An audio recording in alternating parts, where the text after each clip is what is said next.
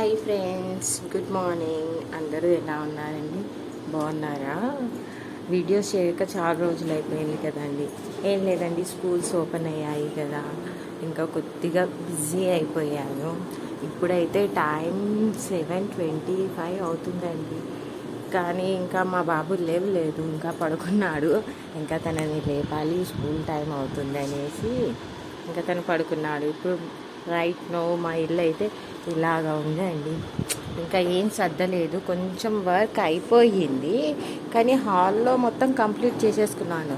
యాక్చువల్గా ఈరోజు మా వారికి మార్నింగ్ డ్యూటీ, సో అంతా వర్క్ కంప్లీట్ చేసుకున్నాను.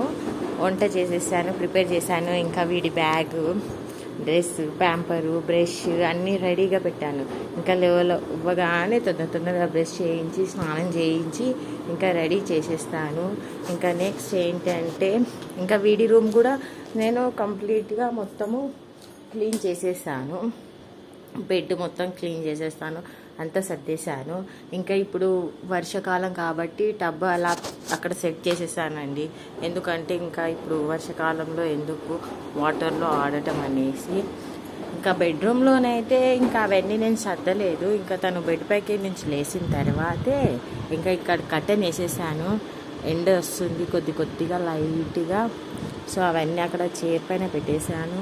ఇంకా మా బాబు మంచిగా పడుకున్నాడు, లేవట్లేదు. యాక్చువల్గా అయితే హాలిడేస్ అప్పుడు మార్నింగ్ 5కే లేసేవాడు, బట్ స్కూల్ రీఓపెన్ అయ్యాక ఇప్పుడు వాడి టైం చేంజ్ అయ్యింది. 7:30, 8కి లేస్తున్నాడు. ఇంకా కిచెన్ మాత్రం చాలా చిందరవందరగా ఉందండి. ఇంకా వాషింగ్ మిషన్, ఇంకా బట్టలు అవుతున్నాయి, ఇంకొన్ని బట్టలు ఉన్నాయి. యాక్చువల్గా నేను నిన్న బయటికి వెళ్ళాను, సో క్లోత్స్ వాష్ చేయలేదు.